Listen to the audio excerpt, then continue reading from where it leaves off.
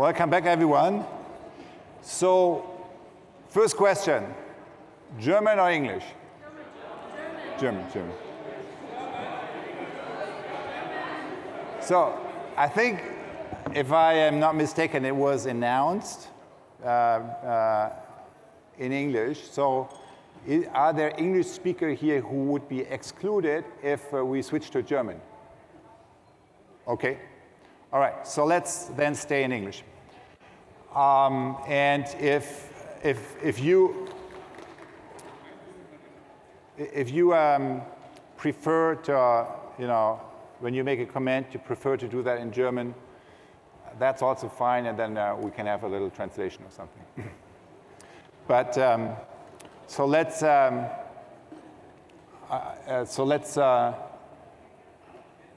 stay with the way it was announced. I think that's kind of the least disruptive. Okay, so the next question is, what are we going to do? And so there's I have 3 or 4 things. So I thought there could be a little conceptual piece, like 5 minutes. Then I thought the main focus could be, if you're interested in that, because what I basically said before the break is it's all about social technologies, right? It's about, we have, and I showed a few pictures of that, and we could do a practice together. And it would be actually great if no one would sit in the back row, but if you just come back here, because the practice will only work if we do it together here. So just kind of come as close as it gets, since we'll be looking at pictures and then kind of sharing observations. So that would be, so it's a process that sometimes, that doesn't even have a real name yet, but I'm thinking of naming it social field resonance. So it's a collective resonance process using images that depict social processes and depict more or less the situation we're in. So it could be just a little experiment that might be just interesting. And it would give us a real experience. And from there, so we could use two or three rounds of that. And from there, we could go into a trio conversation where kind of you really kind of apply these things in a more deep level onto your own context and share with each other. If that's something you want to do, and then kind of move from there into a more dialogue situation. Or we could, go directly without kind of the trio dialogue session. We could go directly into the Q&A and dialogue after that. So any feedback on that? So I now named 4 different elements. So anything you want to scratch or you want to definitely do or not do? Practice. Okay. What's that? Get involved. Dialogue. All right. So so what I would say is, so are there immediate questions? Because I would say that the main part of the dialogue would be towards the end, because then we can get more mileage out of the practice. But if there's burning questions now you want to get out, so I also want to just open up the space for that just a little bit, in case I don't want anyone to sit with a burning question that, if not answered, would prevent you to engage. Any of that?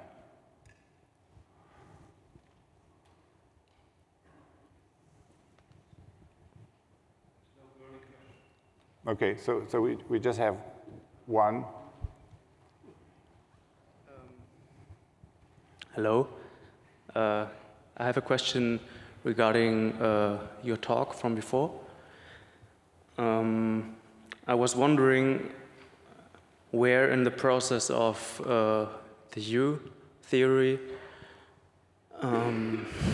reason is located, because it looked to me that it's very spiritual, your approach, and yeah, I like that.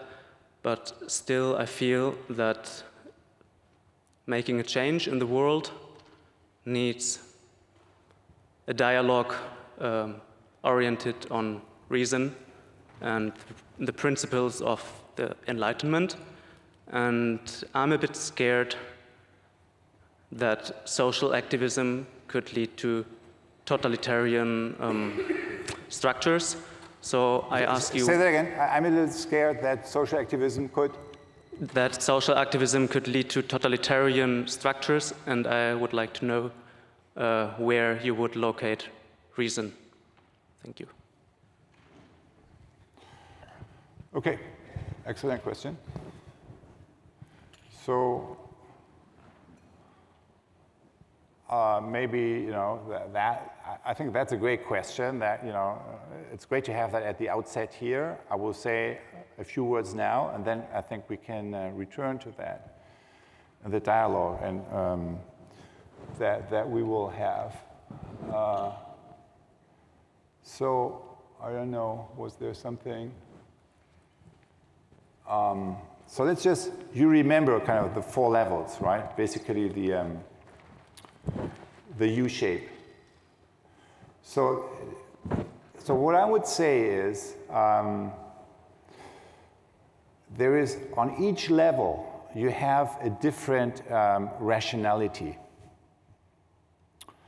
So a different, and so it's not like anything against reason, but what we are interested in here is accessing different sources of intelligence, right? And putting them into a dialogue with each other. So for example, the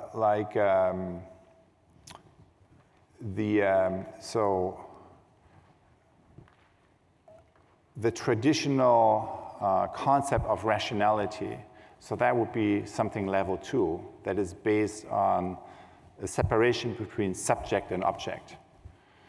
And so then you have kind of reason, discourse, and all these things. Yet, what we know in the social world is that if you drop to a deeper level, that's actually no longer true. It's actually no longer true that the self and the other are separate. It is only true for a certain type of interaction. And so what the theory U is basically suggesting is, yes, for some people, they may spend most of their life there, but if you go through a certain procedure, you can actually shift the quality of your relationship that you have to others, you have to the world, like nature, for example, and you have to yourself. And the nature of that relationship is that the boundary between self and other is collapsing, which is, so in theory U, we differentiate between level 3 and 4, right? And level 4 would be something, level 3 would be like a relational space that is pretty much still, it is more driven by the patterns and forces that exist in the field. While, in level 4, you more kind of have like the experience of a clearing, kind of an opening, where something new new possibilities may come into the horizon. So, but from a social and also a rationality perspective, so I'm 100% interested in bringing spirituality, like in terms of accessing the deeper levels of experience, and science, right? So this is science. Theory U is science-based. It's like everything at MIT, it's data-based, right? But the only difference is that the data we are interested in is not just the stuff you can, just behavioral data, right? Kind of stuff you can observe and capture, say, with a camera. What we are interested in is the more subtle dimensions of data, which is, and that's why, in the clip, if you remember, so I said kind of turning back the scientific observation back onto the observing self. That means applying the scientific method on the more subtle aspects of our experience. So what is the scientific method in essence? It is let the data talk to you, right? You're not imposing your ideas. You're listening to data. And in theory U, we add, right? So we access the more subtle realms of data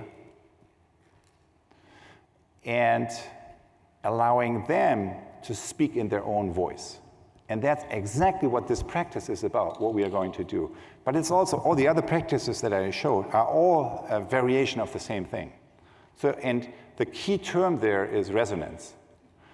Because resonance is neither, so it's a relational quality that's neither fully driven by the object nor by the subject. So it's kind of mediating kind of that space. And that's exactly the space we have whenever we enter a more complex social situation.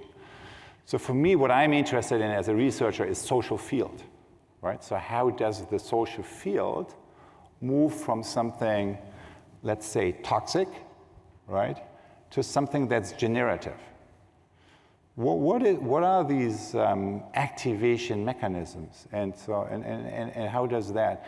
And you cannot understand that process if you do not access the interior dimension. So the research I'm interested in and the rationality I'm interested in, that is one where science is not only applied to third-person observations, but also to second-person and first-person observations. And then, of course, that comes with all the, yeah, but are they just making it up, and so on. So that's kind of where we need to train our capacity to observe precisely. And I was very inspired by, many years ago, I think it was in the year 1996, actually, it was already kind of with Francesco Varela, the cognition scientist and co-founder of the Mind and Life Institute, and he said, we need to be black belts of observation. So we need to train our capacity to observe, because only then, when we kind of develop kind of mastery in how to access first person, second person knowing, then we can make it part of a research process. And that's exactly why I want to do this kind of image resonance thing with you guys, because that is giving a practical example of that. Does that make sense?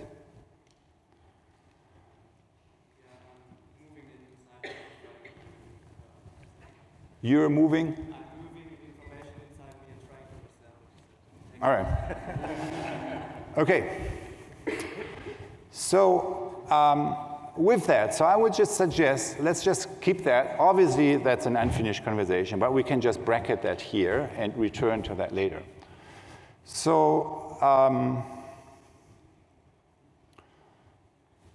I want to, so 3 parts. The first 4 or 5 minutes, I want to, because so this is about the economy here, right? So that's kind of the context we come in. And I want to talk a little bit, just for a few minutes, on the new economic infrastructures. And the way I think about that is that we currently go through, the current crisis we live in is a crisis of transformation.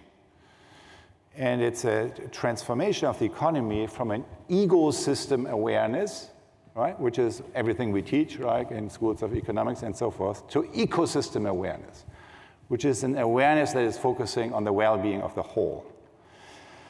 And the way that economic transformation, the transformation of capitalism takes place is by, I believe, there's of course endless way of categorizing that. But I think what we see today is 7 acupuncture points, many of which have been discussed here in other sessions, right, earlier, so when I looked through the program. So the first one is nature, right, from a linear to a circular. We had the cradle to cradle. Michael Braungart was talking here. 12, so 2 numbers on each. 12. The top, the project drawdown, right? So where they calculated the 80 most impactful interventions to, turn around the climate, the global warming. And from the top 20 interventions that do most of the job, 12 are related to land use and regenerative agriculture. So that's like unbelievable. I mean, everyone is talking about transport and very small impact compared of what agriculture has. And we of course have made progress with energy and so on and so forth. But when you look at the biggest impact factors, the one that's almost undiscussed, right, has to do with transforming industrial agriculture towards regenerative, right? So, and I think that's one of the big initiatives we need to take on. And the main source of inspiration for that, I believe, is in Germany. It's in Bavaria, right? The Save the Bee story.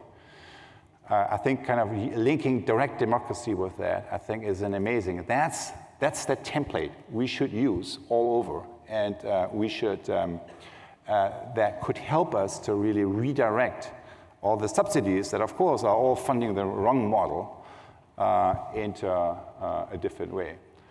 Labor, from jobs to entrepreneurship, universal basic income. I'm just going quickly now. Capital, extractive to intentional. So those were examples already cited in the earlier talk this afternoon. Acupuncture points from technology, number 4, from surveillance and manipulation to self-governance, right? We need, so what I mean with self-governance is making a system sense and see and govern itself. But what today's technology does is the opposite, right? The entire business model is based on extraction and on manipulating behavior on the level of the whole population. So you could also say from human capacity disabling to human capacity enabling technologies are obviously a small problem. Management, right? A third is engaged, 2/3 disengaged or unsupported. That's kind of the success rate of the current management model. And then, of course, post-growth from GDP to G&H, well-being for all. There are interesting examples for that around. And then number 7, from hierarchy and competition and organized interest groups. So that was awareness-based collective action. That was the last column of the matrix I showed before. So I believe the most important change today is the birth of a new coordination mechanism, which has to do with, it's not state, it's not the visible hand, it's not markets, both of which coordinate action from outside. It's not organized interest groups, but it's awareness-based collective action. It's basically ecosystems of players that come together and make sense of a situation, basically go through this process I described together one way or another. And where do we see that implemented today? Locally. Because when you have like local commons, that's how you organize. But where is it not happening? And everything kind of at a larger scale. And that's kind of a real innovation challenge. All right, so that's the piece, the 5-minute on the concept, right? 7 acupuncture points of transforming capitalism. And I think those are meaningful areas. So if you move the dial on any of these 7 things, you move a big thing. Because I don't believe that changing capitalism is just shifting one of these variables. We need to move all 7 of them. And that's the agenda for the next decade, I would say. So I want to now, so this is what we try to do. With we, I mean Presencing Institute. Purpose is planetary healing, civilizational renewal. And so how do we contribute or try to contribute towards that? By activating, helping, so developing social technologies for activating generative social fields. So that's, co-creativity. And then creating a school of transformation that would make these methods and tools more accessible. So that's just an example, right? Kind of how that feeds into that. And what we are going to do now is, so in these social tools, right? Kind of practices that help you to listen to the resonance. We'll kind of do a little appetizer version or a little kind of example of that. So I talked earlier about the presencing, absencing. And obviously, that's a big thing going on right now, right? And so I think all change makers I know, kind of, we need to ask ourselves. So I remember being in a meeting and then somebody said, well, this conversation we are having this whole morning here, we could have that in 2011 or 2013, right? That's not kind of, but we are like 2019 here. So it's kind of, something happened the last 2 years. How does that impact what we are doing? And so this is an image from a recent program we actually did here in Berlin. It's called the Ecosystem Leadership Program. We noticed that, and you probably have seen this same thing. So you see this cluster phenomenon. So there are certain places, certain areas where whole ecosystems are being activated. And it's not just one initiative. Kind of, it's like a whole family of things. And then there are like other places where there are similar conditions and it's just not happening. And the question is, why is that actually? And so, of course, there are many enabling conditions, but one of them is ecosystem leadership. It's kind of few people kind of who go around and who kind of activate, who make connections, and who help others to move their initiative forward. It's not people who have their own project, but they more kind of cultivate the ecosystem. So this is like an initiative with these people to learn from and with them. And in the second module of this program, the focus that they chose to focus on is how do we engage absencing, right? So yes, all the talk about open heart and so is good, but how do we focus, how do we engage, right, with these forces? And so that's the graphic recording. So what you see here is kind of the depiction of a capture. We had like 3 different captures, that's one of them, that captures kind of some of these conversations. And what I want to invite you to, and I have like 2 more images, so what I want to invite you to maybe still come a little closer, because if you can't see the particulars, it will not be very helpful for you. So that's part of the method, that you need to engage with the particulars. But before zooming that in, and so for example, when you look here, so you see anger and care underneath, right? So that's kind of, so that's when we meet anger, right? So what is underneath the anger? It's care, right? You're angry because you care for something. So that's kind of the attempt here. So understanding some of these deeper conditions, so for me also, one of the key learnings I have had over the years, in kind of when you work with groups and then stuff happens, and so when you go down the U process on the left-hand side, a lot of, when I think about what I learned can be summarized with 2 words, which is staying with. So and you know that probably from your own situations, when you're in a workshop and then something happens, something comes up. So there are 2 ways you can fail. One is over-intervening, right? You jump in, you solve the problem, you tell people, no, it's not this, it should go there or something, whatever. Over-intervening, right? That's kind of, you jump in too much. The other way of failing is you disengage. You turn, you remove yourself from that. So staying with is neither nor. It's balancing these 2 things. So staying with is you hold the space. So holding the space is maybe one of the key terms for leading transformation leadership this century, right? Holding the space and then allowing, not imposing your own interpretation or meaning making, but allowing kind of that what is about to emerge to manifest. So that's just I'm just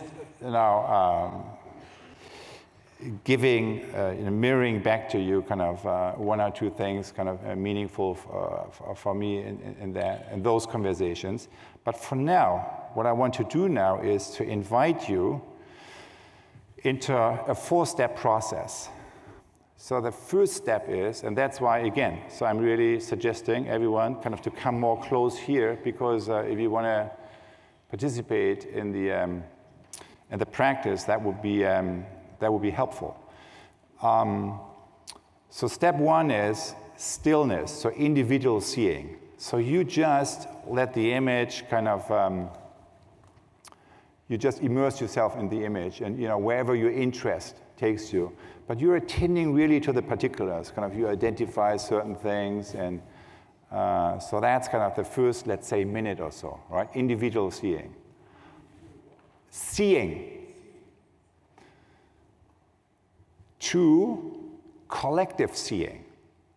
And the collective seeing stage is that you're invited to share your observations with single sentences using one of the following 3 sentence structures. I see, I sense, I felt. You're noticing that no one is interested in any interpretation. You try to kind of avoid any interpretation. You just stay with the data. I see, I sense, so the data is there, but it's also here. It's the resonance, right? I sense, I feel. One of those, right? And that's how you share your own resonance, right? And we have mics here, here, here, and we can see. Maybe we can even do it without mics, but since there's some web stream or something, it might be helpful to have the mics. So you can just either go to the mics or just raise your hand, and we'll hand you one, okay? And we have like 4 of those, so we'll kind of do that collectively, okay? So that's step 2, collective seeing. I see, I sense, I feel. And step 3 is moving from, so far we have had focused awareness, right? So it's like really focusing on the particulars, listening to all the other observations that come. Step 3 is letting go and moving from focused awareness to open awareness, which means you attend to, it's a moment of stillness, maybe a minute or so, and you attend to whatever resonates with you. Could be images, could be feelings, could be, you just kind of stay with what our collective seeing process, and listen to, attend to the resonance that you feel coming up for you, all right? So that's number 3, attending to the resonance. Number 4, sharing, right? Turn to your partner, so there will be a little duos or trios to share. And the sharing is what came up for you, but also a little bit kind of how that relates to maybe kind of your own experience, right? So that can be part of that. And from there, the last step, I'm noticing it's 5 steps now, it's sharing in the whole group, all right? So the structure is clear. So, and you don't need to remember any of this. You also don't need to write it down. I will just talk you through, all right? So is everyone clear why we do this? I hope that is clear. And also the mechanics. Or are there any questions about the why and the mechanics? What's that? Okay. Wir machen einen Collective Resonance Prozess. Das ist eine Bildbetrachtung. Und das Ziel ist, Third-Person Observation, was da ist, zu verbinden mit First- and Second-Person Observation. Und in der Wahrnehmung zu bleiben, die Interpretation zu vermeiden. Schritt 1, individuelles Sehen. Einfach sozusagen, was sind die Particulars da. Nummer 2, das zu teilen mit dem Use der Sentence Structure. Ich sehe, ich sense, also ich spüre, oder ich fühle, I feel. Also das sind sozusagen die 3 Möglichkeiten. Und dann werden wir einfach, und das wird Schritt 2 sein. Schritt 3 ist Stille, attending to the resonance. Und Schritt 4 ist so ein bisschen zu sharen, sozusagen, was in der Stille hochgekommen ist. Und dann sozusagen, der letzte Schritt ist dann so ein bisschen in der Gruppe zu sharen. Okay? Okay, danke. Danke für die Clarification. Frage. Okay, damit gehen wir jetzt, wie ihr seht, ist rechts was ganz Wichtiges in dem Bild, nämlich nichts, sozusagen ein offener Raum, auch so ein bisschen disrupted schon. Das ist, also wir werden jetzt für die Übung reinzoomen, damit ihr das ein bisschen genauer sehen könnt, aber das ist nicht zu vergessen. Das gehört natürlich dazu und ist natürlich ein extrem wichtiger Teil, die Offenheit. Ja? Okay, damit zoomen wir jetzt ein bisschen rein und gehen jetzt durch die 5 Schritte. Schritt 1, Step 1, Individual Seeing.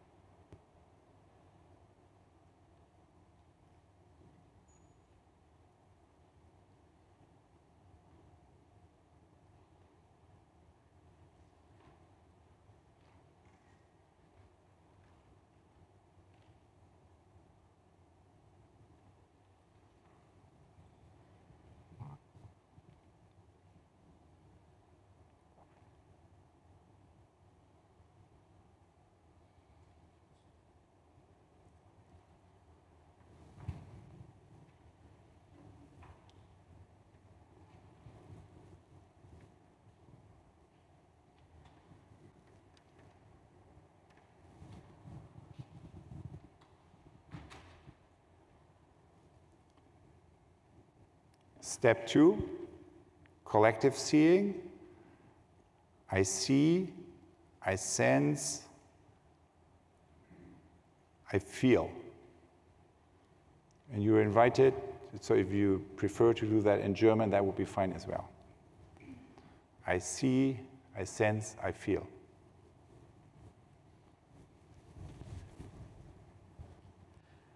With the courage and doing it person over there, I sense a shaking of really, like trembling and being afraid of doing it and being afraid to be courageous and doing it. I see burning anger. In the middle, I see community dynamics, and that feels very good. Say that again. In the middle, the center part, I see community dynamics, and that feels really good. I feel curious, and at the same time, I feel frustrated because I can't see everything clearly.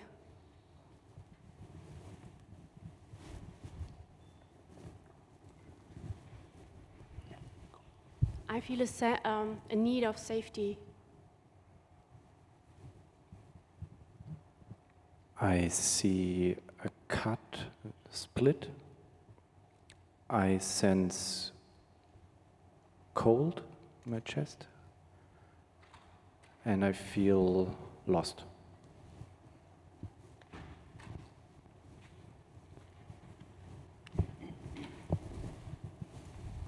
I see confusion.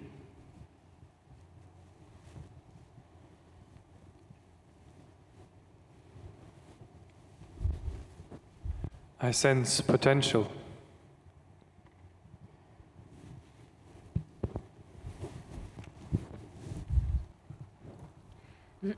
I feel, I don't have the word, but I feel moved, like I'm constantly almost stressed, like I can't stay with one thing. I don't know the translation. And at the same time, it feels almost erleichtert, relief that everything seems somehow connected. I sense opportunity in not knowing. I see a lot of courage, and I do feel encouraged by it.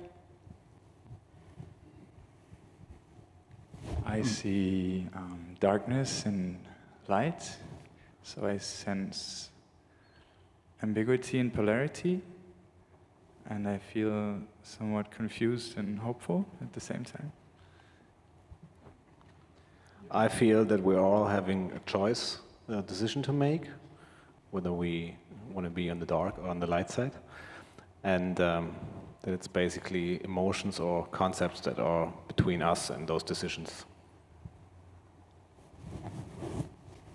I see a lot, and I feel pressure on my chest, and yeah, and my heart is beating.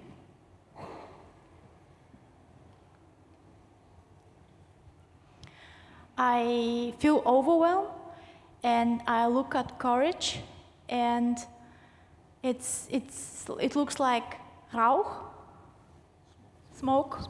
Courage is like smoke.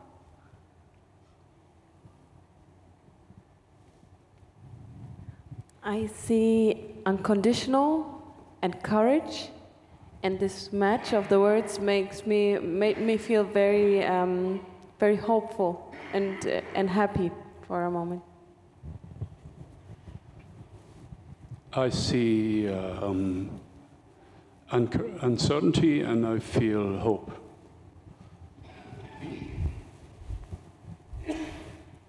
I see power. I sense irritation, and I feel hope. But I also see something burning that might mean that for some interventions it might be too late. Ich sehe einen transformativen Prozess mit Erschütterung in allen seinen Phasen, und das macht Zuversicht. I see something like a boat, and on the boat is confusion, and I sense something like structure, clearness. You sense? Struktur. Structure. Structure. I see faces behind letters, like face here and here, pictures, and I'm surprised and I feel curiosity. I'm curious. I see trust and allowing it to happen. I see normal, disturbing emotions from people, from human beings, and I see a way in the middle to go out from all these circles, so zu wiederholen, die ganzen Kreisläufe zu öffnen. Und ja, ich fühle mich aufgeregt und ich freue mich zu sehen, dass es nicht nur rechts und links brennt, sondern es gibt einen Weg und eine Struktur, die man Schritt für Schritt verfolgen kann und Erfahrung machen kann. Sorry, my English is not so good. I sense recognition, trust, focus, and I feel hope. I see powerful injuries and also new movements, and they give hope. Ich sehe eine Landkarte. Ich fühle Ärger und Frustration. Und ich spüre mein Herz ganz schnell rasen und meinen Bauch kribbeln und das Bedürfnis zu tanzen und zu schreien. I feel air and I feel freshness and opportunities and I see togetherness in it all. I see the desire of mapping something complex, and I feel the openness for vulnerability, and I do feel challenged. Yeah. We have one more. I see a lot of chaos, but in the middle some human people with less chaos, and I sense a little hope.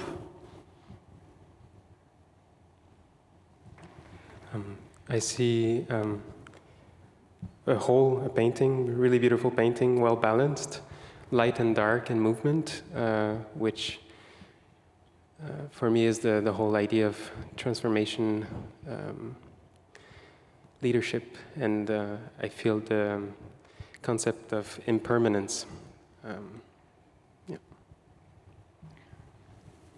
So let's pause the second step here and now move into step number 3.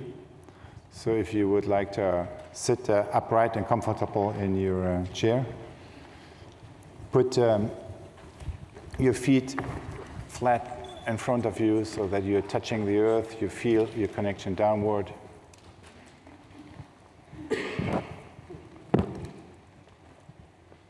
Feel the connection to the ground. Feel the connection upwards from your head. And notice your heart. And now let's move into step number 3, resonance of everything we have been hearing, seeing, sensing, and feeling.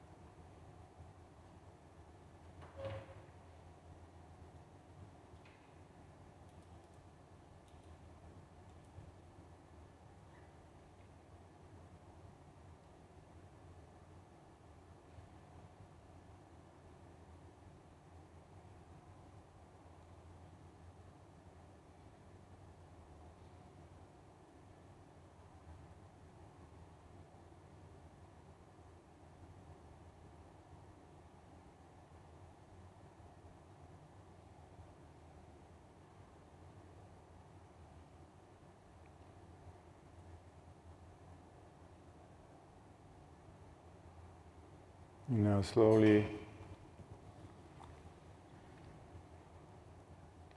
let's move from step number 3, the stillness and resonance, So step number 4, which is turning to your neighbor, small groups of 2 or 3, sharing what was it that came up for you in the stillness? What was it that you sensed and saw and felt? And how does it relate to the world and to the changes and the situation you're living in, to your own place and your own participation in the global moment that we all share? So turn to your neighbor, share what came up with you and how it relates to your own context, to what you see going on, and to what happens in your life and work.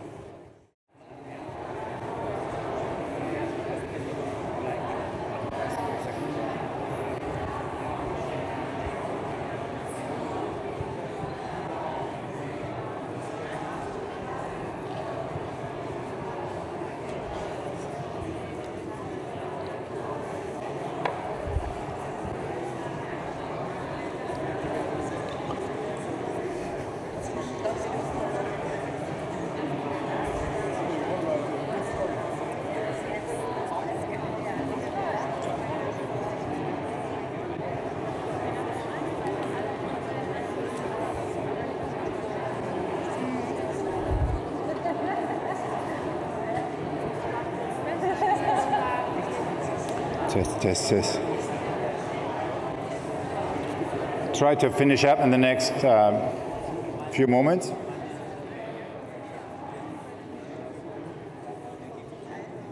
And with that, we move into step 5, which is sharing a little bit, or you could say like continuing the conversation kind of in the larger group. So anything that struck you, anything that stood out, let's just hear a few voices. Just raise your hand, we'll pass the mic. Was very interesting from the first 2 steps, actually getting the insights from the other audience. And we just realized in the group discussion now that actually there's a need to act. That's probably we are in a kind of transformation, even revolution, and something needs to happen. We see the focus in the middle, that interaction and operating, acting with other people is probably the clue or the only way to get out of this.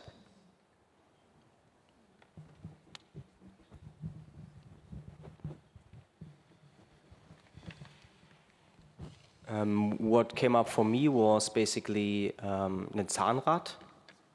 And one question that I had the whole day, basically, or was forming in the back of my mind, is basically how can I be useful in a way. And I'm basically a hypnotist, and I help people to transform on a personal level. And what I have thought about today was, okay, how can we do this on a system level? And basically my question that came up was, how can I be useful and part of the whole in this bigger kind of sense? That was came up.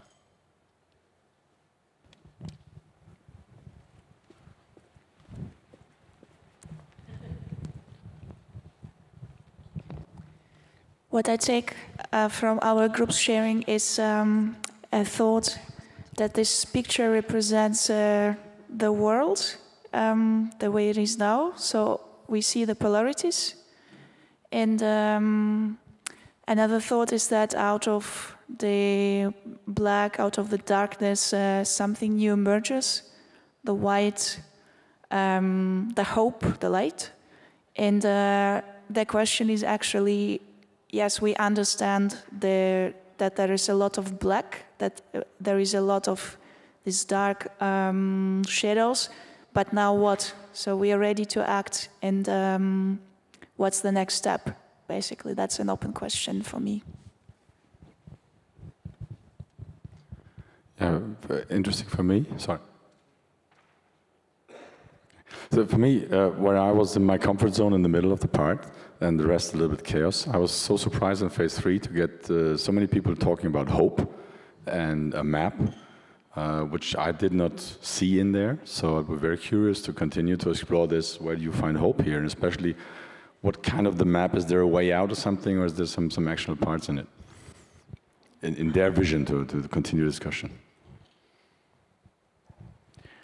I found solace in what my partner said, because first of all, I just felt very overwhelmed by this mess, this chaos, and she recognized some very basic familiar elements: wind, earth, fire, water, and that was somehow comforting.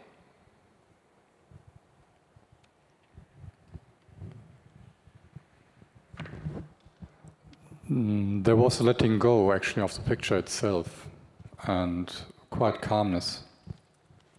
So there was no more picture for me in present, and just settling. Okay.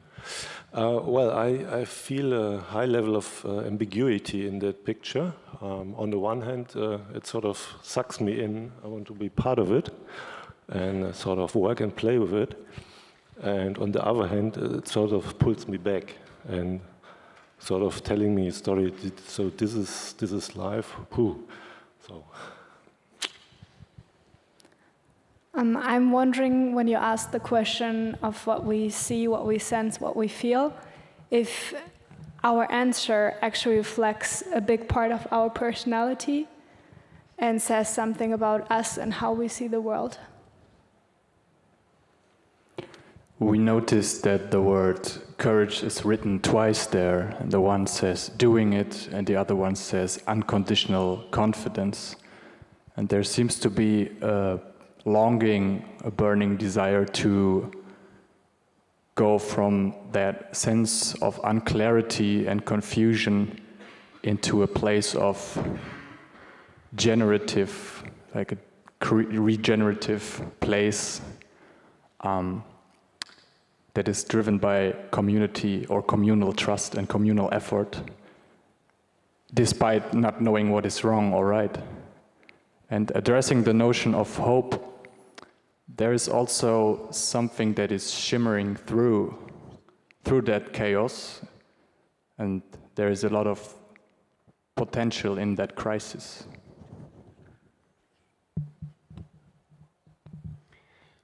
I would like to resonate on the hope. In this image, I see a lot of hope, where on the first panel, a seed that is being planted, ripples, so change, the earth cracking, which could be, of course, fracture, but also breaking your shells, breaking your boundaries, and diving inside, which we see on the second panel as well, with the figure glowing from within. And the fire not only being destruction, but could be cleansing and cleansing of old beliefs, giving a more fertile ground for new initiatives. So a lot of courage and a lot of hope, actually. Yeah, in the process of closing the eyes and taking a deep breath, my breathing was really, really deep, and the picture, erased from my inner eye. And when I opened it again and we discussed it, I only saw trust, courage, doing it, courage again, and step in as you are. And that was a kind of hope for me.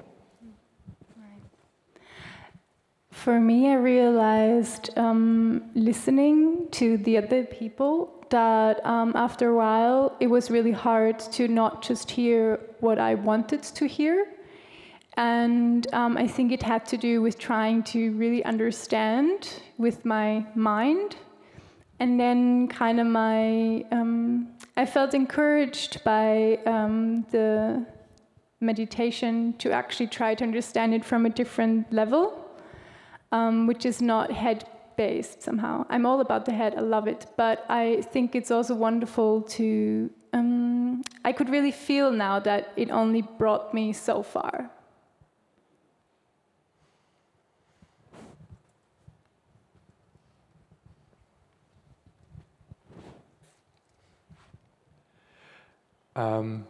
I feel a bit, before having the introduction, I actually want to look away.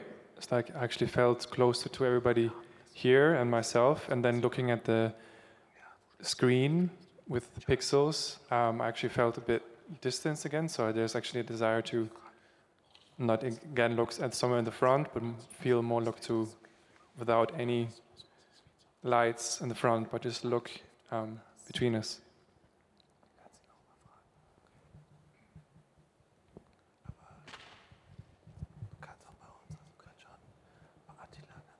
When I was meditating, I felt a lot of bliss and joy, but also that everything is in process and that I have to stay with all this in a way and reflect deeper. And at the same time with the group, I was very connected to my group, but also to something more far away or higher. As much as I really enjoyed the process, and it's not the first time I'm enjoying this process deeply, I'm sensing a deep impatience around us learning how to take courageous collective action. And this is my work, and I still have the feeling we don't know how to take collective courageous action, and I'm impatient around it. I enjoyed mostly the free space in the picture, and this is similar to my inner freedom. Under the courage, this space, nearby the circle.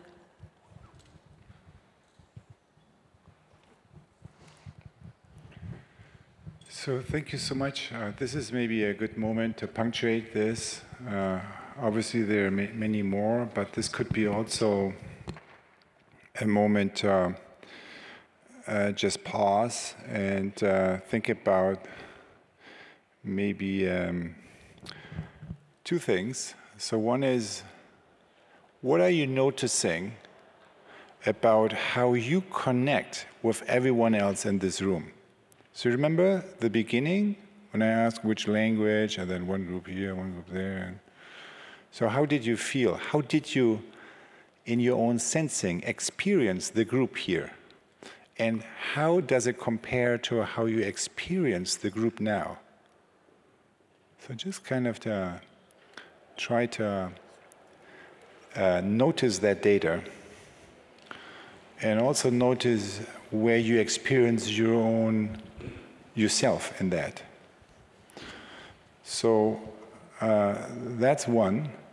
And then the other one, we heard towards the end, kind of the action. So what is kind of my own agency in this? So maybe anything that came out of this. that maybe maybe a seed that you take out of this session and might turn into some actions or activities going forward. So just take a moment for that. And then what I suggest is to do one more round. So I think we only do 2, I would say. So to do one more round with one other image, that will refine and also solidify our experience also from the method. So let's take that moment now.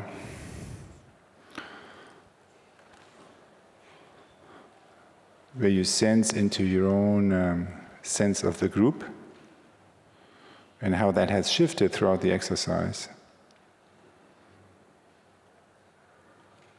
And from a very personal point of view, or what might be a seed from this experience we just had that might be meaningful for you to take forward.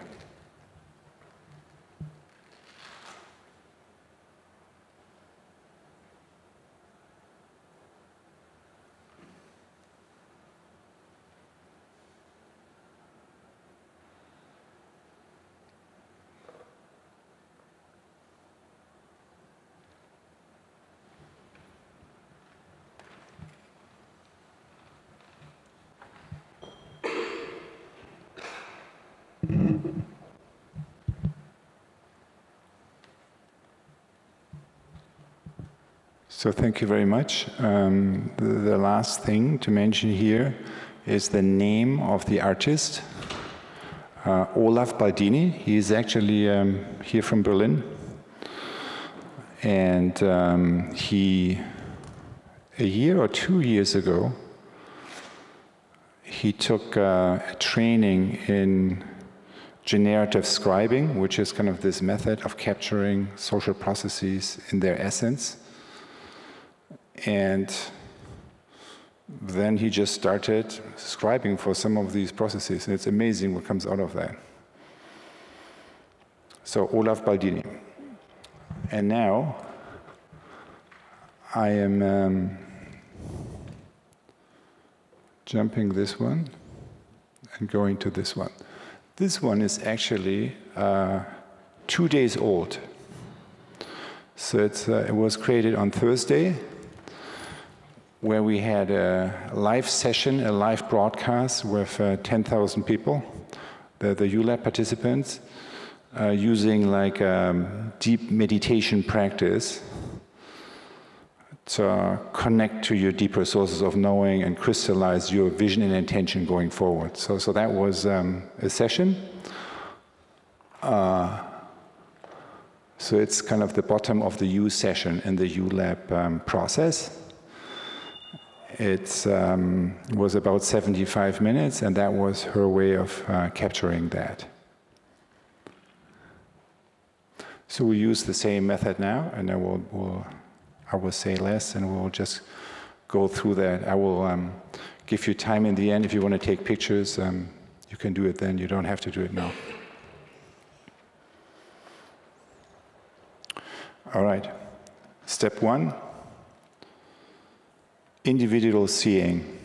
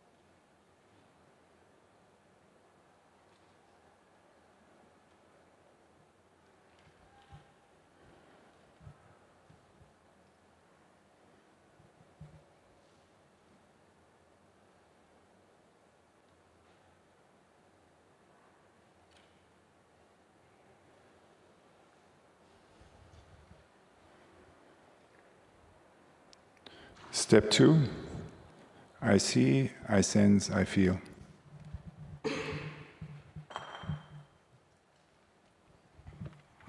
I see many dots and lines and strong words, and in a way I feel like it's continuity. There are words and sentences which I remember from the first image, so it continues. It's like follow-up of the first image. I feel structure and guidance. I see that staying with is nourishing an open mind, open heart, and open will. And I see a flow. I feel it's good the way it is. It's just the way it is, and it flows. It will not stay like this. It's changing. It is expanding, and it's shrinking. And it will shape the way it should be.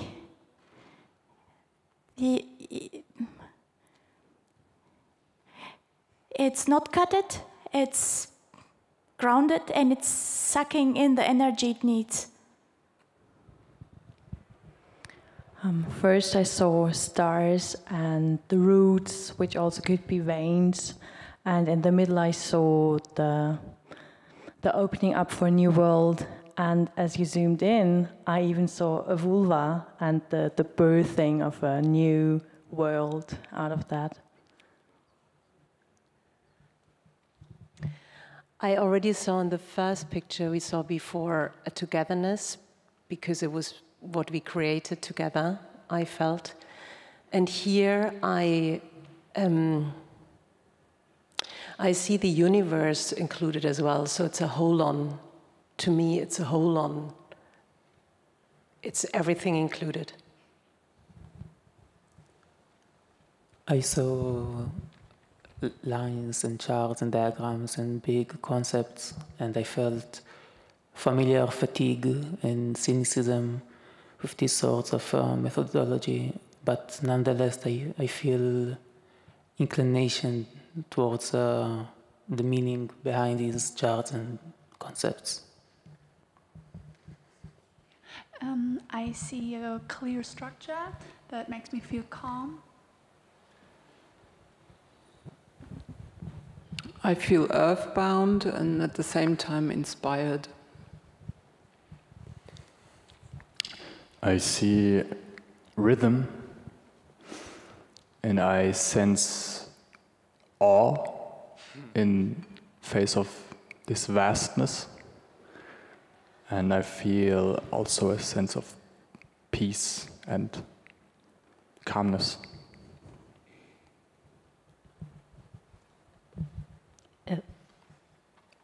I'm upset. I feel like this image is pre-processed, and I'm kind of amazed by this group because there's so much agreement, and I feel like with the people who are not speaking, who don't get it. I mean, I would have expected an image of reality and not a pre-processed something diagram.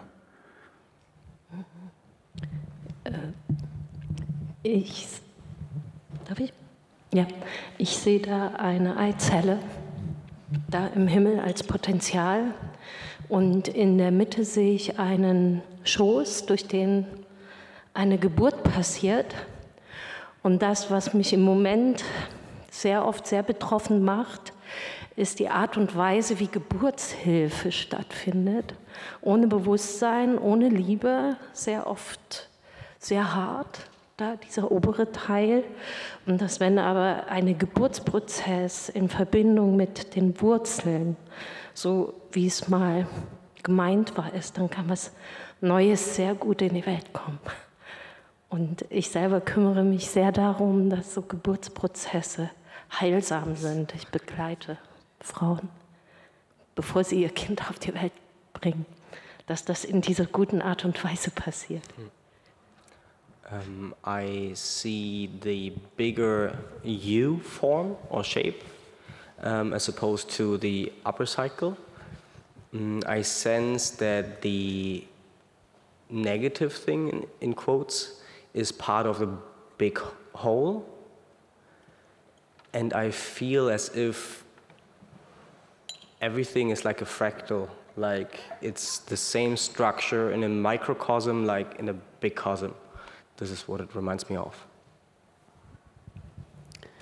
I saw kind of the same thing like the lady over there, like a fertilization process and the roots in the ground, which made me feel kind of confirmed that my mindset of there's something deeper, there's something like intuition that will always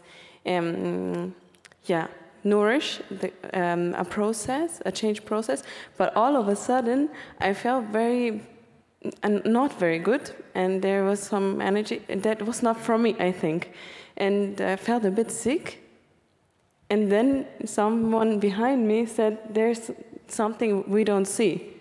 And everybody's in agreement, but there is no agreement. And I felt that very connected to this, because I really felt it. And this is really, really interesting and kind of overwhelming right now, that there was something that I felt so strong in, but it wasn't from me, I think. Maybe it was, I don't know.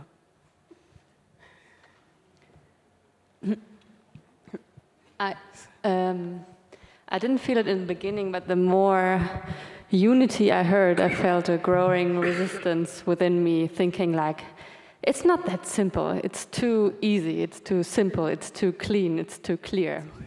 Like, I feel this, where's the, die Reibung, where's the diversity here? I felt like, oh, we're moving into unity and we're not getting closer to what's there. I see all universal knowledge, eternity. I sense tickling from head to toe, and I feel safe and hopeful. Okay, I see like open mind, open heart, open will. It's something like my potential, and there's a being beside me. I don't know, looks even like an angel for me, but called also be birth. And up I see like death, so birth and death, and also good and bad things, which I can feel in myself. But the yellow, I see that there's a way somewhere up, up to something more change and positive. I would like to connect to the human who spoke to people before, because for me this looks like a new explanation to something which we as humans try to explain for the past like a couple thousands of years, an explanation for existence. And I wonder how we could start not to try to frame our existence, but just to deal with uncertainty, and how does dealing with that we don't know how our existence actually would look like. I see a structure almost like a chalice, and in that there is stillness, and I feel still when I connect to that. I see the universe, life energy, sexual energy, the body, I don't know, kind of spiritual. But I feel connected with all the people, what you say, even though I know and I sense frustration that I don't see the blind spots in here, and I feel the desire to see the blind spots. and to act upon them? For me, it tells me that to keep going on, I need to focus my attention. Which is going to open my awareness. So this is necessary for a positive way of keep going. But on the other hand, that keep moving also means to breathe in new things and to let go of old things. Like a fish is swimming in the water, he's taking new water, letting the old one without air go.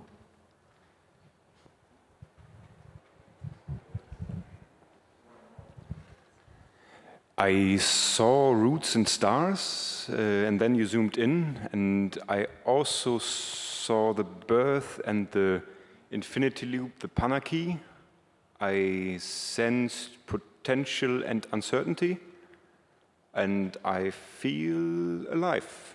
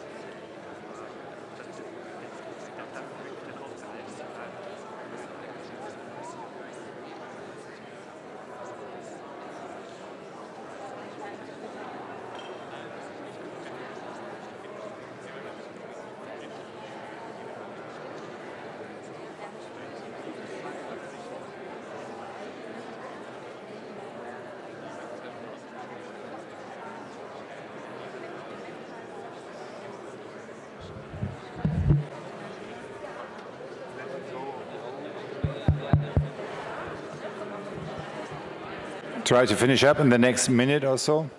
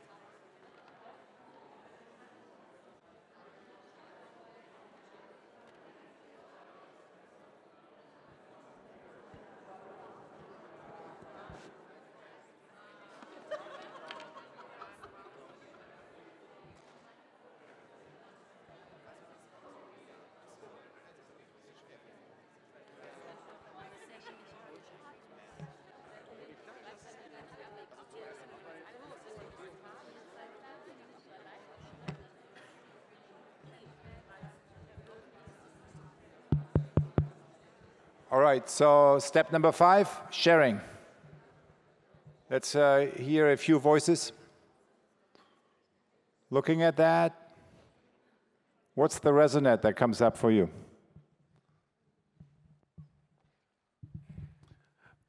Ich finde, also auf die Mitte fokussiert sich bei mir vieles und einerseits habe ich dieses beschwingte Gefühl von diesem U und gleichzeitig ist oben dann wie so eine Deckelung drin. Und dazwischen nämlich, das war ganz komisch wie so ein, die dichtere Hülle sozusagen, wie so der menschliche Körper und da drinnen nämlich das wie so ein Dorn war, so wie das, was wir so Unangenehmes wegdrücken und was rausploppt, wenn wir uns auf andere Sachen einlassen. Und außenrum die gestrichelte Linie nämlich wie so ein Energiekörper oder sowas war. Und irgendwie erinnert mich das daran sehr an diese ganzen Geschichten. Und ich bin so ein bisschen im Zwiespalt, weil ich halt oben noch dieses komische Deckelungsgefühl habe und das über diesen hellen Gekritzel sieht für mich aus wie so ein okkultes Symbol. Und ich denke, huch, was ist hier los? Das kommt so in mir auf dabei.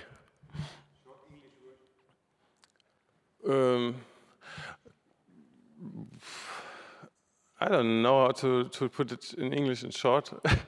Just yeah. Just I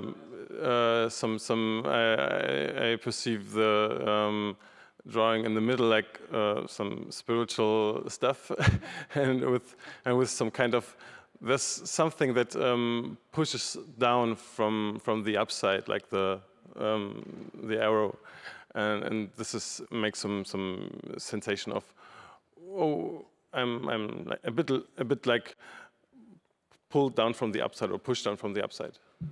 Yeah.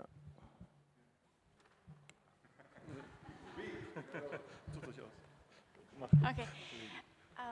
With the first picture, I felt a sense of being cut from my knees down, and now I felt like I'm connected. I'm so rooted, and I'm nourished, and everything is the way it should be, and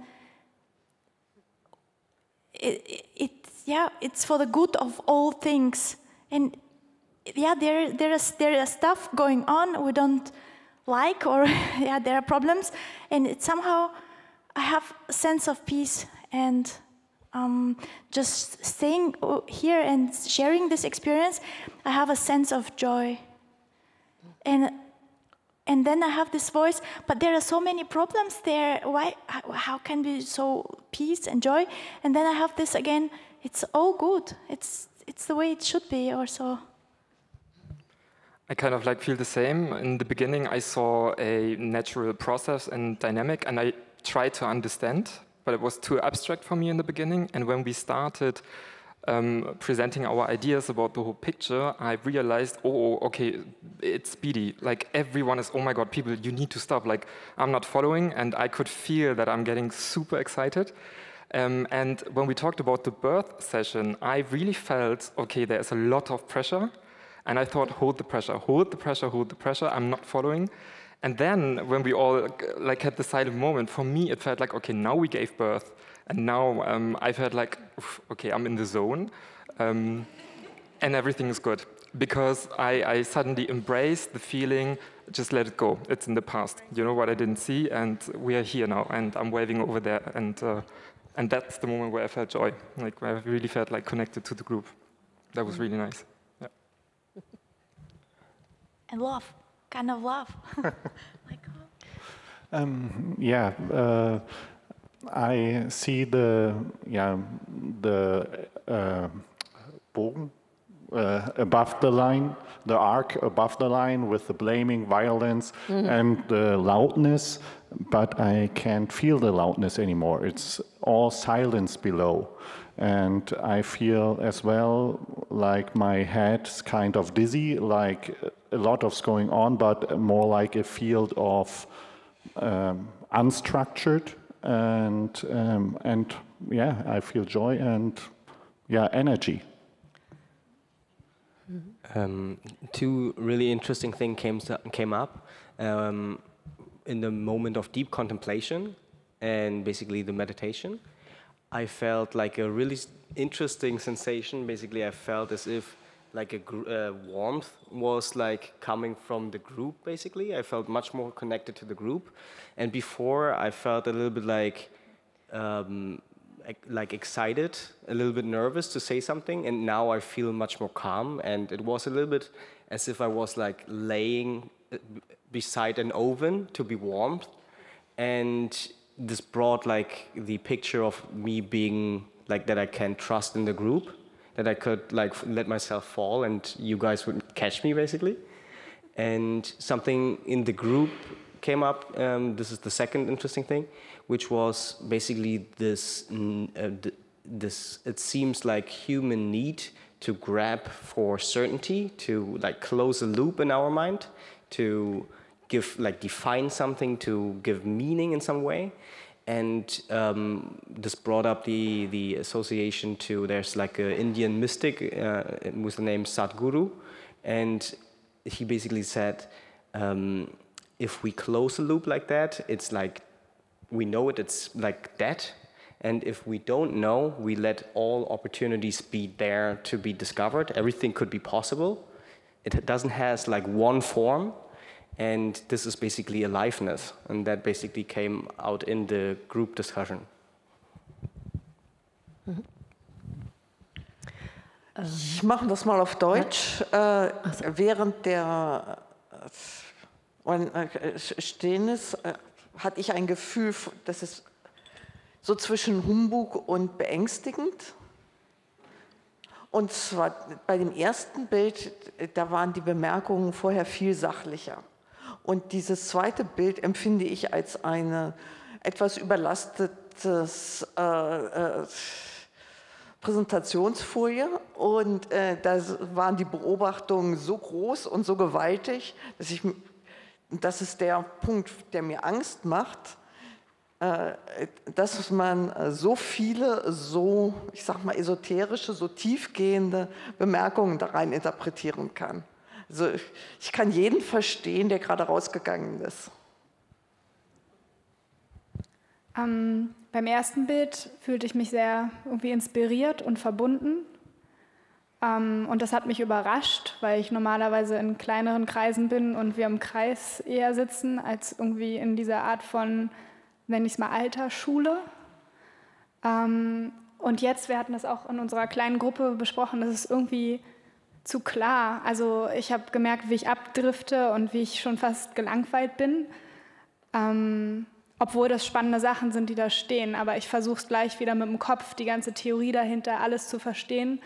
Und das fühle ich mich jetzt weniger verbunden hier in diesem Saal mit ganz vielen Menschen. Beim ersten Bild war mein Herz angesprochen, beim zweiten mehr der Kopf. English? Can you help me? My point of view was freezing, and I was very happy to have this line, and I think this is a punctus knactus to let loose this freezing. I think all people have this experience from blaming, from absenting, and we give this out.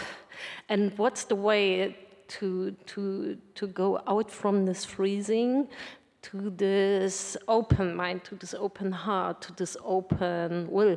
What is the changing point? This is, and the answer is for me, focused attention and open awareness. And for myself, is it I'm in my own point, letting come. I give my English, sorry, my Mitgefühl, my empathy more for a process, for pregnancy, and I'm very excited with this picture more than before. Yeah, so different is it in this room. Ja. Ich merke eine Dankbarkeit für die Kommentare, die etwas kritischer waren gerade.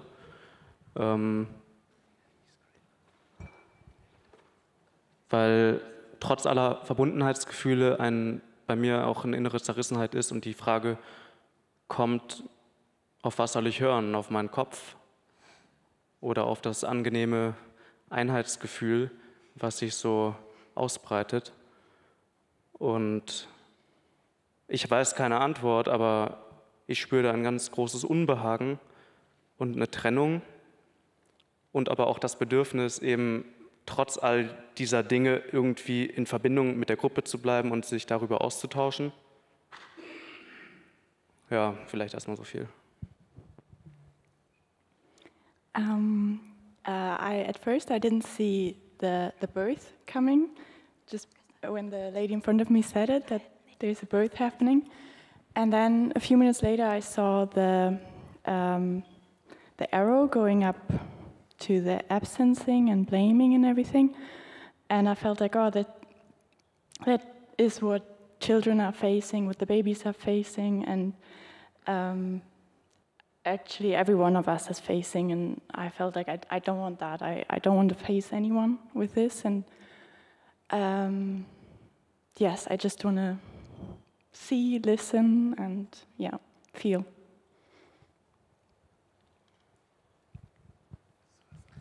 We both felt very grateful for that it's possible nowadays to have a discussion like this where not everybody sees the same thing, but still there is a nice feeling to each other, there's empathy, there is talking on the same level, eye-to-eye level.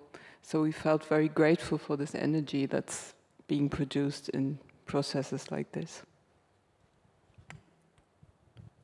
It's quite interesting after having the moment of silence and the group discussion and hearing the comments of the fellow listeners and participants.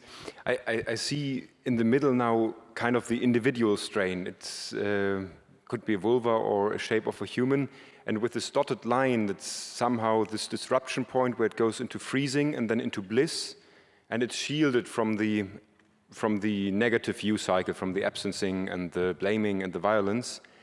But still the individual stands between the sky and or the stars, which are on either side of the big U leading up to the upper point, and somehow it's connected with the roots, but the individual stands in between and separates the two parts. It's and I also feel the separation a little bit from the group in the interpretation of the picture. Some are a little bit not offended, but confused or uncomfortable.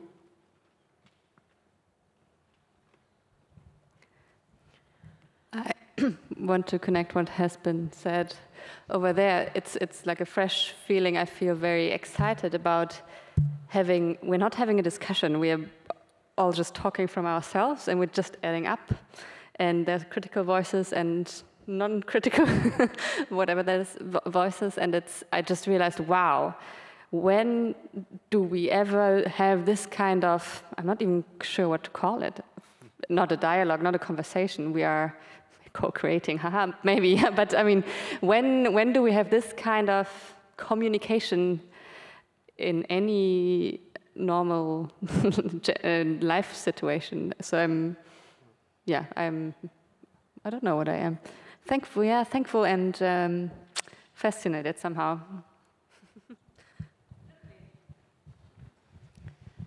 I would also like to add a perspective.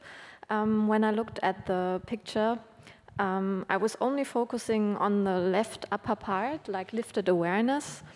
And I didn't actually understand why. And the yellow color felt like energy, and I felt a connection to the picture before. And when I closed my eyes, I had the impression that I have a connection to Earth and that it helps me to focus, to be clear. And that gave me a good feeling.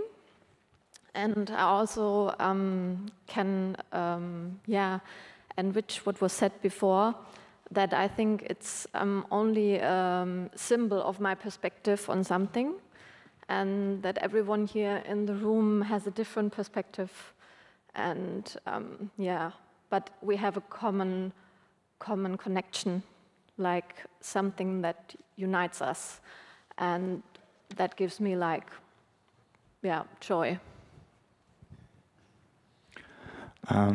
I feel first I was disconnected to the picture because it's not the product of a generative scribing process that accompanies this group, but it was made by one individual on behalf of 10,000s of individuals, and I always feel that it's difficult to have one voice speaking for a whole bunch of people.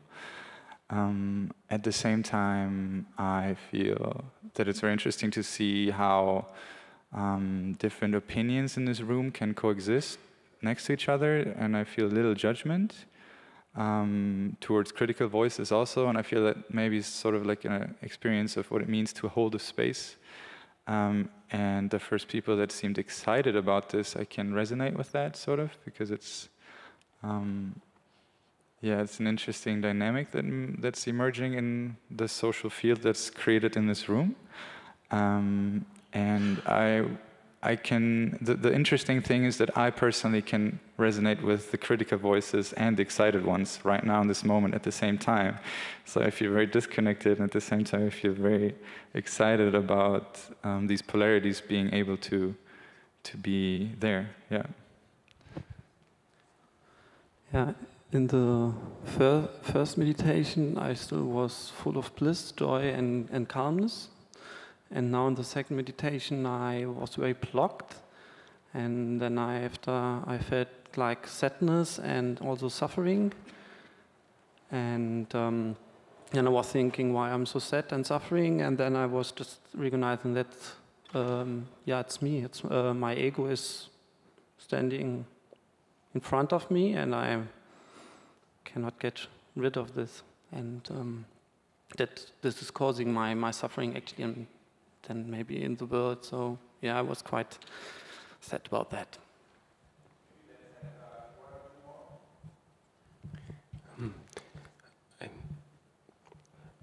I was really excited and felt tremendous gratitude seeing that image of basically connecting with my passion, seeing that put an image in such a context. And the first word that came to my head seeing the image was hermeticism. And Hermeticism, the philosophy from ancient philosophy from Egypt, based on seven principles that try to depict the functioning of the universe and consciousness. And within it there is polarity, vibration, rhythm, gender, mentalism, and I felt that all those concepts were very well illustrated there, and being able to link those concepts in the context of entrepreneurship nowadays, I felt tremendous gratitude seeing that done and presented. Also ich wollte noch sagen, hallo, hier bin ich. Monsieur? Hier. Ich hatte auf Anhieb eine ganz positive Verbindung zu diesem Bild. Das andere wirkte eher diffus auf mich und das hat so eine direkte Klarheit und hat mich sehr angesprochen. Einerseits die Verwurzelung, also ich weiß, wo ich stehe und habe Kontakt zum Boden, weiß, wo ich herkomme. Auf der anderen Seite diese große Offenheit nach oben hin und diese grenzenlose Freiheit, so habe ich es empfunden. Und dieser kleine obere Pfeil steht für mich in keinem Verhältnis zu dem großen Gelben, der eigentlich mir sehr viel Aufschwung gibt und positiv aus der Gruppengemeinschaft hin in eine Initiative geht, die ich gut finde und in meinem Zentrum Ruhe, in der Mitte. Ob ich das alleine bin oder sogar mit der Gruppe, ist für mich gar nicht so eindeutig auf dem Bild.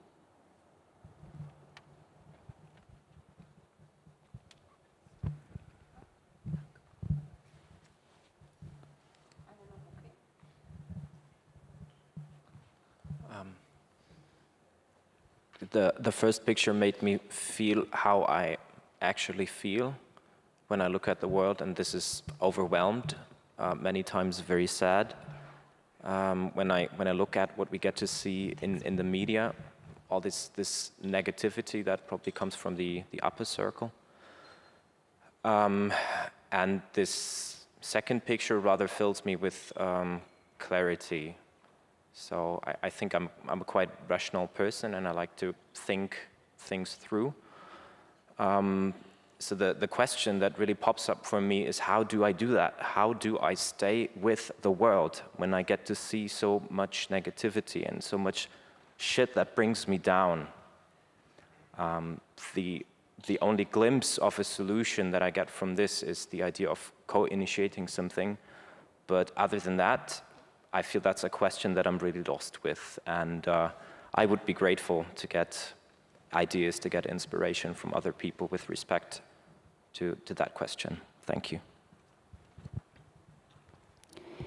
For me, it was really fascinating to just observe my reaction to what the people said around me, because at first I loved to expand with the collective of yes, yes, yes. And then I also really, what someone over there also said that I could really connect with, that after a while I could really connect with both the critical voices as much as with the yes, yes, more side of it. And I find it really fascinating that also this idea, because for me this is really an image of oneness somehow. What for me is really a layer of reality. One layer of reality, and that it creates really, that this also creates polarity, like a lot. Where is the fuzziness? Where is the messiness? Where is the life? And that this all exists, next to each other somehow. Yeah. I had a feeling at first, in the first picture, there was someone who said, maybe we see something of ourselves in this picture. And in the first one, I really resonated with that and thought, yes. But in the second one, somehow the process of from ego to eco became very clear in both pictures. In the first one, I was still with myself. But in the second one, I was with a group all of a sudden, really, and I felt it very strongly. And I would like to I don't have an answer of what to do now, how to go from here to co-initiate something. But I think, I feel, for myself now, I have to also let things be that I don't like, that feel heavy for me, and that are different from my way of seeing things. But we still have to do it. We have to go through something that is maybe uncomfortable, and still go ahead and just try to co-initiate something, and probably we can. That's a rational solution now. The last one is from my head. Probably we can, or hope. But I think that's it. Yeah. First of all, I feel really grateful and appreciation for all the different angles on opportunities and different associations that were presented in the group. And one thing that came for me out deeper was reality and deeper levels. And the one particular appreciation is how we can, like, how our human nature seems to be very much related to creating symbols and associations, how the nervous system works also, and to see patterns and give meaning to this picture.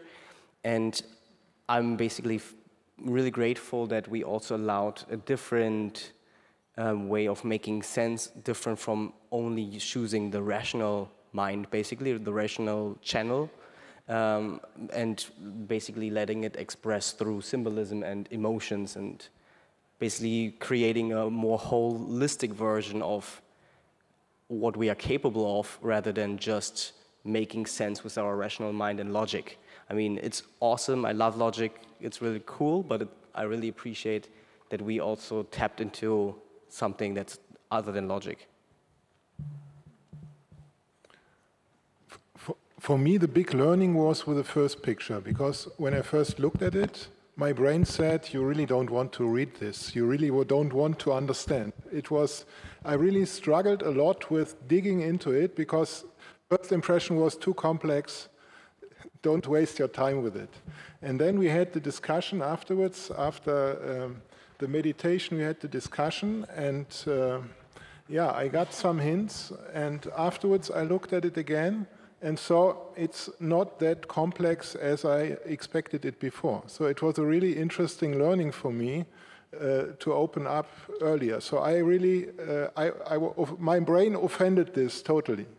And for the second one, this was immediately easy. Yeah? So it's easy to digest. I already was in the mindset, okay, let's go for it. Yeah? Let's see, because for me, it was always also before no thing freezing to work with disruption with freezing. So the presencing is the way I do. So, and open mind, open heart, open will. I said, yeah, okay, let's do it. Yeah, and what I liked also a lot was having the discussion here in the big group, because this helped a lot also to calibrate my own ideas and thoughts. So also thank you for that to all of you. Well, what I find interesting is that it seems to be harder to just stay with the second image. It's like we have a tendency to explain something in making the comparison. Compared to the first image, the second image. We said that a lot. And I just noticed and thought it's worth sharing. I think it's interesting. After hearing all those statements and sensing some tension between certain statements, the picture actually makes even more sense to me, especially that rhythmic motion of a wave, because it tells us that we are actually constantly converging and diverging, and as humans we sit in that 0 point between opposites, polarities, between masculine, feminine, physical, spiritual, whatever you want to call it, and we can actually decide of what and how to make sense situationally from what wants to emerge. All right. So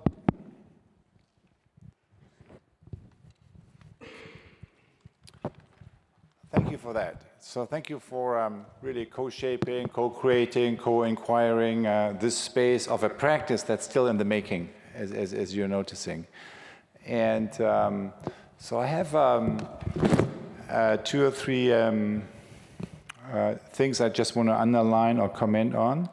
And then maybe, so we're almost at the end of the time already. So, but if there is like any other burning questions you want to bring up, so I also want to create space for that. So the first thing that I, at least, obviously I'm just talking about my own experience, that I'm noticing is how different the responses are. So they are very different, right? But not, I mean, so I mean really many axes. It's not just, you know, positive, negative. I think positive, negative is the least interesting dimension, right? They are all very different. And so that's like, so it's one image and so many different, so that's just kind of, and so also those, so that you have like clusters of those that seem to resonate with each other, and then also you have very different ones that seem to not. Yet, so that's observation one. How different? Same image, right? And we, so the, we experience that. Two, the connectivity. So I thought it was just, I mean, one or two of you commented on that, but I could also feel it like sensing-wise, that even though we came from very different angles, how to make sense of that, everyone could, I mean, I could follow every single statement, right? I could see where that statement was coming from. So that sort of made sense to me from that angle. And so, in other words, kind of the variety of the spectrum views that we have, so this process helps you to really appreciate more the real complexity, all these different angles. And there is no, it's not a question of right or wrong, it's just kind of a different angle. And I think that's also interesting, because a lot of what we do, let's just boil it down, forget all the concepts and words. A lot of what change really is just that. Extending, stretching everyone's awareness towards including those views where on face value you would say, what? So that's the second observation. The third one is, yes, so generative scribing, there's actually, so when you, there's actually a book with that title, and what it really says is, on each level, so as a scribe, kind of you scribe on all these levels. So there's the conceptual level, right, kind of capturing more, and then there's kind of the relational level, where you capture the patterns of relationships among elements in the system. And then there's kind of the, so level 4 is kind of the more essential level. In fact, so the other one that I showed, the first one, that was 1 out of 3. So we had a process with 3 different scribes mirroring the process from 3 different angles. And it was, and then kind of we took a little gallery tour, took all of these in, and then talked about that. So there is, so, and again, so it's not just right or wrong, it's like a different angle, right? So whether you pay attention more to the conceptual framework things, or whether it's, you know, you try to get more onto an intuitive level, onto the essence. And so the last thing I would like to say, it's like interesting when you try to then make sense of why is it then, so what are some of the context conditions based on which we have so very different experiences with the same thing, but to some degree also very related experiences. And I think what that has to do with where our attention is. So whether kind of the resonates, so in other words, which level of intelligence you activate, right? So kind of there's the head, there's kind of the, so where you look at this and you know, make sense of and so on. And then when you get into resonance with a feeling level, that's very, very different. And one thing is that the boundary between observer and it, observed, right, is already collapsed. Kind of there's like, and so that already, when you make that move, you're already generating a whole other different level of data. But it's not like one is wrong, the other is right. No, it's like different data. And then the third one that I noticed is a number of you, so there was like the body came in, right? And then also using this whole thing as a lens to look at your own situation in life, right? So that was also, and what I'm not saying is, well, this is the way to do it, this is not the way. What my objective is to make you aware of the agency you have. in making these choices, so that you are not habitually always operating from here, or always from here, or always from another place. And so the the sentence that would summarize that is this: experience is not what happens to us. Experience is what we do with what happens to us. So what's up there, that's kind of the secondary thing, almost, right? So I think ultimately as change makers, we want to be aware of the agency we have, what we do with what happens to us. And that's where suspension, redirection, letting go are gateways into deeper levels of the intelligence that is accessible to you. So I think that's, at the end of the day, the practicality of this. Because this may sound, well, what is this, right? So such a complicated and long, and we are still talking about just 2 pictures, and what does that have to do with anything? And I would say,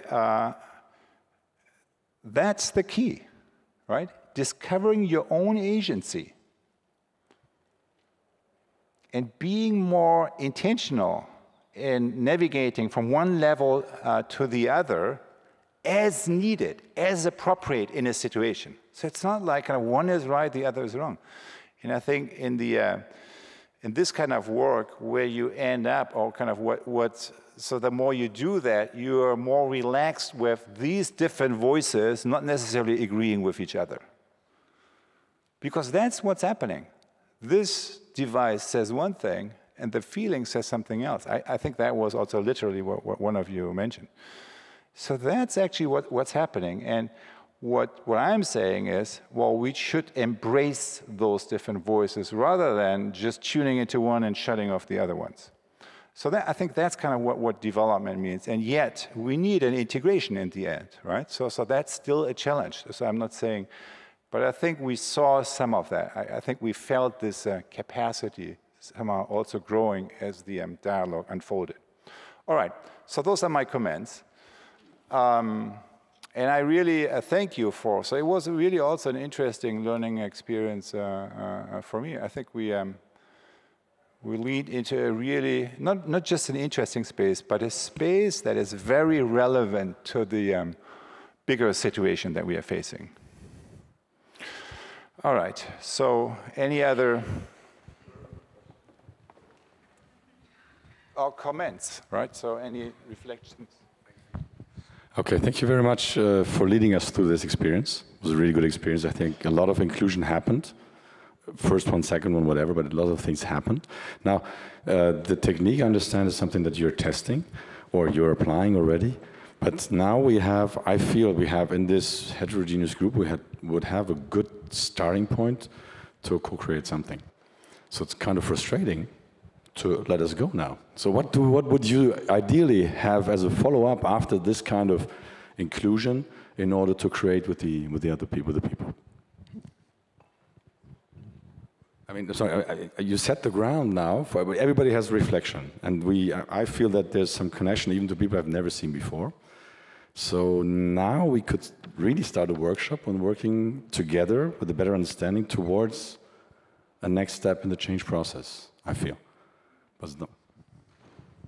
Yeah, that's possible. I think kind of, so what comes out of I don't feel the frustration, because I think kind of, this is great, so here's something that's working, so how are we going to continue to hone it, and where are the practical situations where we can make use of it? Because frankly, when so all the tools that we develop sort of do the same thing, right? For example, the case cleaning and so on. It is always kind of, you lean into that something, and then you you immerse into the particulars. So the you process is the opposite of pulling yourself out and looking at the abstract whole, right? It's like stepping into the particulars, immersing yourself with your first, second, third person experience, then moving into the sharing, kind of all the different ways of sense making, and stretching your own attention, awareness towards inclusion, and doing that on the level of the whole.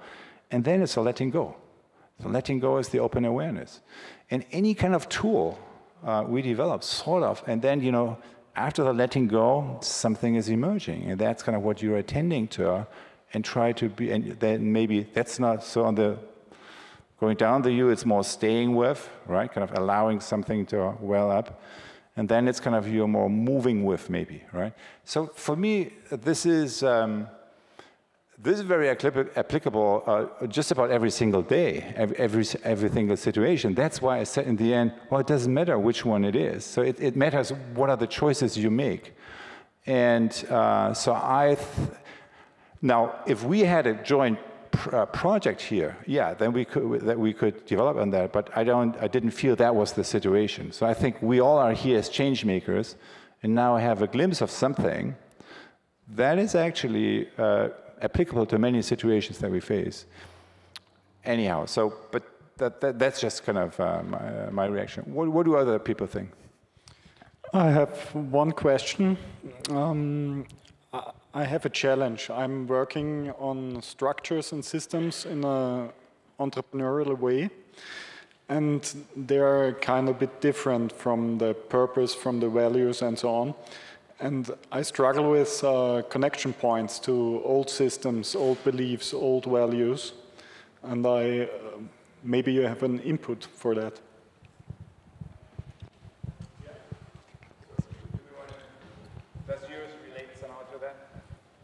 I didn't understand all of it, but I think it does, because I was thinking, what about the people that left?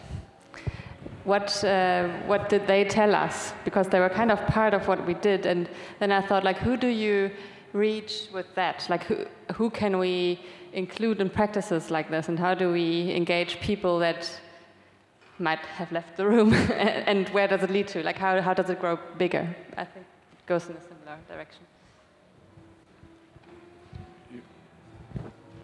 Yeah, to what you said before about this, how to integrate. There are methods like you could also do it with this one, like in a psychological way. Like, okay, where are the commonalities and where are the differences in all the perspectives? And then, with some help of a framework, you can find out key points or leverage points where the human experience is caught by, and then you can somehow mirror it back. Okay, what is it? We as a group as a whole, where are the different forces? You always have harmony and disharmony and so on, and then you can put it in some kind of order and have some nice insights if you take the time to do it. Okay, so we have time for one short closing statement because we are already past 7 o'clock. So what I'm really fascinated by is, again, our mind. Basically, we don't perceive the world as it is, we perceive what we project onto the world, right? So it's really fascinating to see this approach in tapping into what we have projected as a symbol. It sounds a little bit abstract, but basically when you say, like, make a decision from your heart, how would your heart react in this situation? It might be a different answer from what your mind or your brain, your rational mind says. And it basically it's like everything is a part, like it's a part of its all in a way. Like the frustration in the room, the acceptance in the room, that is always a reflection on what is happening in the mind of the person. And I was just fascinated by how this whole process developed. All right, many thanks. So I think what was the first question? That was the people leaving, was that, or was there one before? Old system. Okay, thank you. So I feel many of us, and that would include myself at least to some degree, live in a world where we are stretched between two different structures, right? One is this thing, the co-creative, emerging, stepping into the future, working with the unknown, and all these things. So these capacities. So we are kind of training muscles here with this. And then the other one is the old world didn't collapse, right? So it's still intact in all the major institutions, and we need to also So we need to be bilingual, right? We need to deliver. While we are shaping the new, we also need to function to some degree and deliver against the metrics that the old one is imposing on us. I think that's just the reality that many of us have. So it's kind of this stretch and this kind of bilingual and be knowing when, you know, so it's like how to translate something from one language into another one. I think that's just a capacity we need to nurture. And so I mean, it would be interesting to see, you know, people leaving. So in part, it was also we went over time. Like I'm still talking. It's already past 7. It was a very long session. Some, you know, that's one. But that would be interesting data to get. It is actually my experience in working in organizations, so this is like self-selected, like ULab is self-selected, so you end up with people interested in that more or less. But I also work with captive audiences, often kind of a team or like a group or something that didn't choose any of this, so that have. And what I'm very much surprised by is how little pushback you get.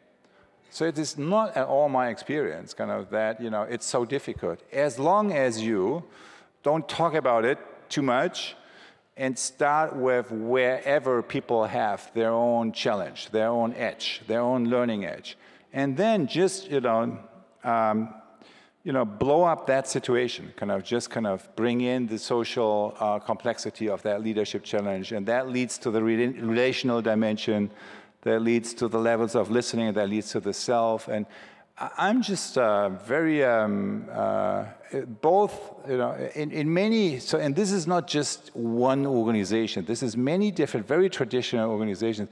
And I'm just very surprised how open people are because the pressure and the pain of what we are already experiencing in the old system is just so high that, and if there is something practical that works, that connects you deeper to your own sources of regeneration, that is that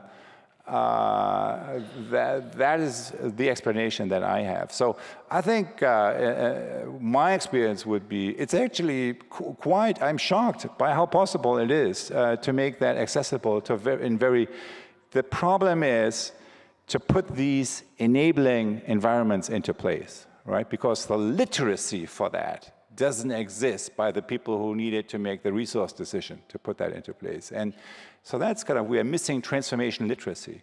But to the degree that you have the opportunity to put that into place, at least according to my experience, it's very surprising what you see.